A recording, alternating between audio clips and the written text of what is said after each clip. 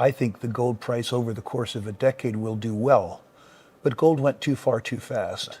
I also think that people's reaction to the decline was naive. One needs to ask oneself, did the gold price fall by 7% or was it up by 100%? You'll recall that in 2023, the gold price was half of what it is today. I think that people have a myopic focus around time. In my experience, Kai, people who have problem with a 7% decline should find a different sector. No. I think that they have a decade of good markets in front of them. But I suspect that 2 or 3 times in the course of the next decade, that the gold price will fall by 25% or more without derailing the gold bull market. In that case, there's nothing wrong with gold. There's something wrong with the investor. I almost feel bad asking more micro questions now, following up what might have led to the rebound in the price, because we got some more comments out of the Fed. One of the Fed governors will be stepping down, Bostic. He's from the Atlanta Fed. He was a hawk. So the market is maybe sniffing out more rate cuts. And since you're a credit guy, I know you're looking at that quite closely.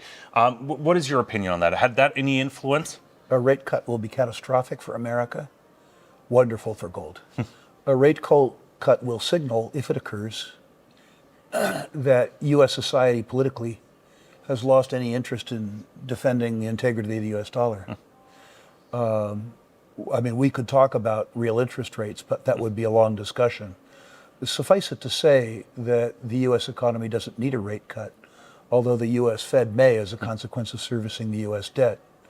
But one of the things that has kept the U.S. dollar relatively strong compared to other fiat currencies has been that the nominal interest rate in the U.S. is higher relative to U.S. inflation than nominal interest rates are in other countries relative to their nominal inflation.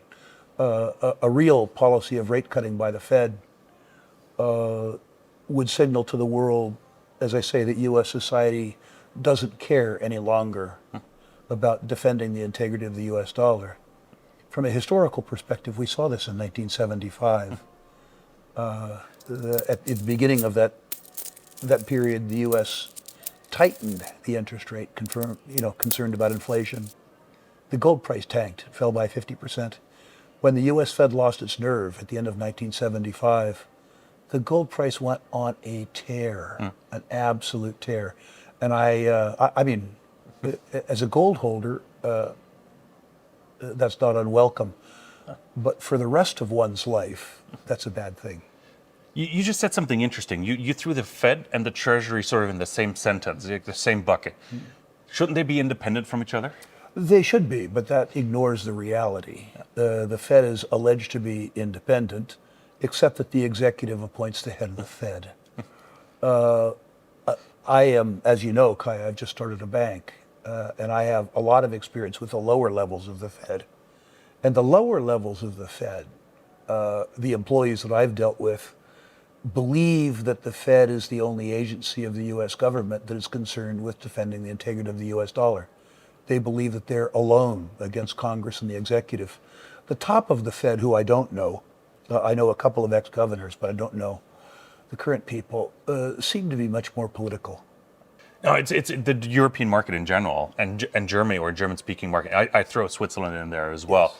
Yes. Is very gold-focused, of course. Yes. Gold, silver, and copper to a degree as well. And I believe Europe has carried Canada, or the Canadian market, during the crisis in 2015, 2016, and even to a degree last year as well, when it was really bleak out there. Have you seen similar volume trends? Is that something you're observing? Because I know you're ranking portfolios, you have investors attend your conference. I can go further than that. Yeah. Royal Bank of Canada, RBC, has identified West German retail as the second largest retail market in the world after the U.S. Yeah. So yes, I can give you an anecdotal description of it, but I don't need to do that. I have a statistic from one of the biggest players in the Canadian market.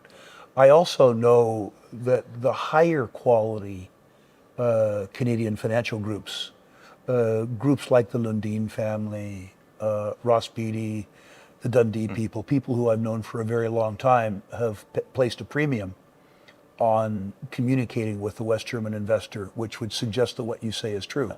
Others, Keith Neumeyer, who you have today, I would suggest are reliant on the West German investor. Yeah, he's been loyal to his shareholders out here. He's been coming up for 15 years minimum. So Right. he's pretty much written the book on marketing to European or German shareholders as well. Let's stay in Europe, though. Let's look at mining in Europe. Maybe let's draw a picture. Like, what is the landscape? What are you seeing? Is there anything of interest, and where should we be looking, perhaps? If you include Russia, I'm extremely interested. I'm just not allowed.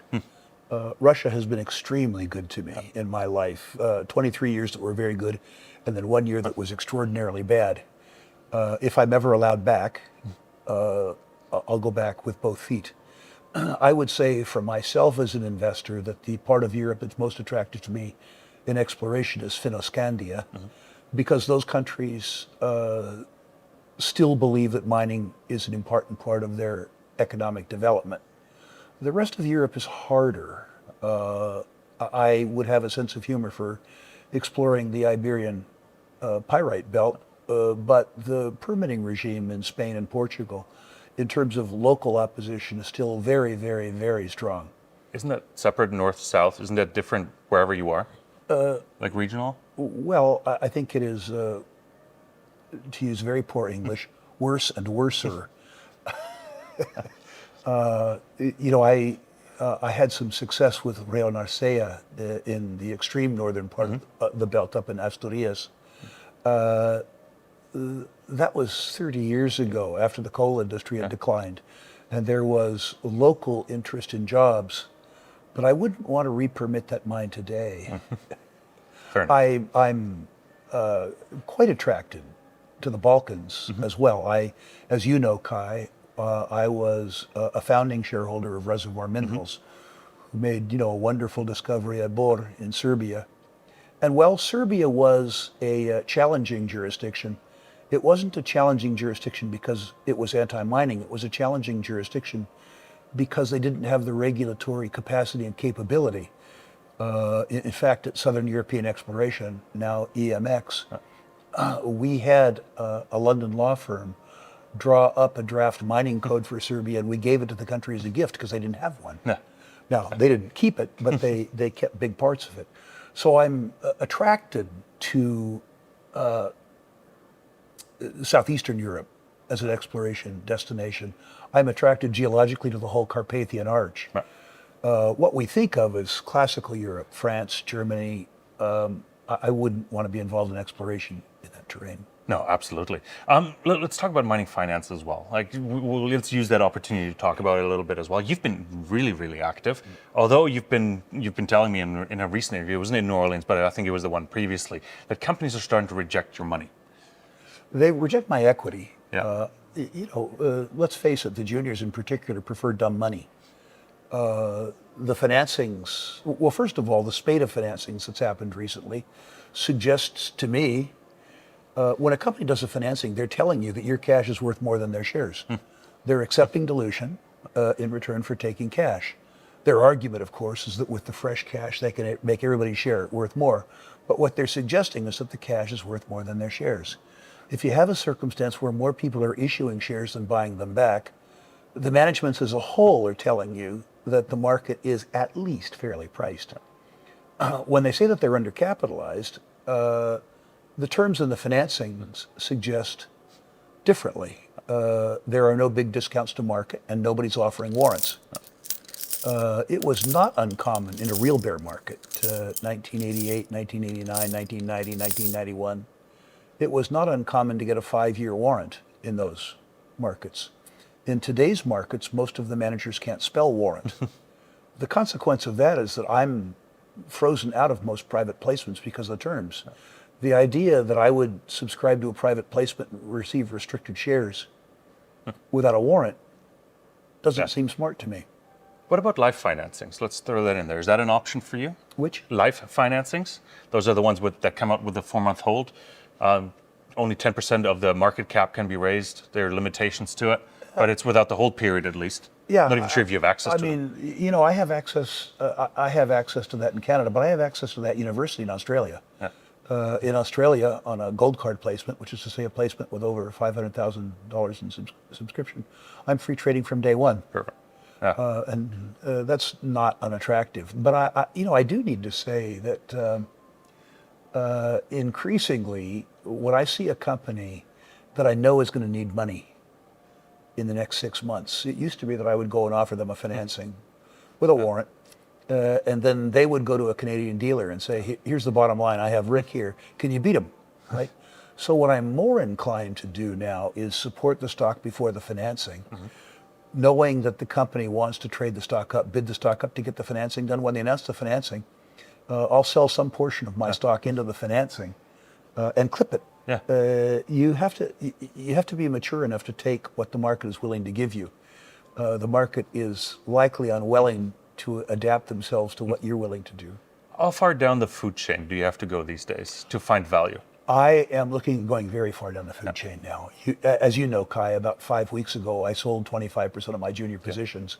In retrospect, that was good timing. I didn't know it was good timing. I just knew that I had very large positions, and if you were going to sell them, you had to use a period of very high volume, and that was a period of very high volume. By selling those positions, I was able to eliminate all my risk. By selling about 25% of my junior positions, I was able to recoup all the capital I spent in the market since 2020, which means I sold 25% of my upside and I eliminated all of my downside. Fantastic. What I'm doing now is rebalancing within the sector. My competition is gravitating very much to development stage companies, which they think will be bought out when they achieve nameplate capacity. So that space is getting very crowded. What I'm now gravitating to is the prospect generators and the grassroots explorers that have a drill hole, the discovery plays. Because the discovery plays, in the last 20, 25 days, they've been mashed in the market. What were $60 million market caps are now 30 or 35 million market caps. Any particular reason for that? In risk-off markets, the tertiary assets, the riskiest assets, fall the most. It's something I've witnessed maybe 35 times before in the market, and I'm old enough to keep my eyes open to those lessons. You have to be extremely selective, but you also have to be extremely patient. One of the things I've learned, Kai, in grading now almost 100,000 portfolios for investors, is that most investors own too many stocks.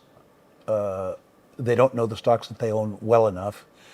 And many investors get the strategy right, but they get the tactics wrong. I looked very carefully at every stock that I'd made 1,000% on or more in my career. I did this study about 7 years ago.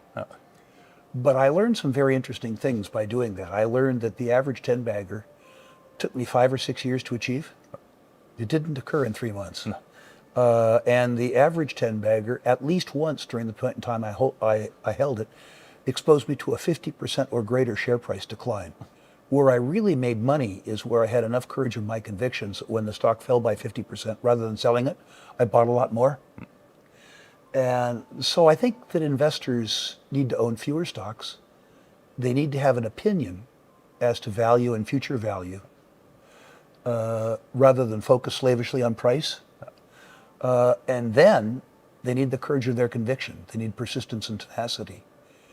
And I see that missing in many retail portfolios.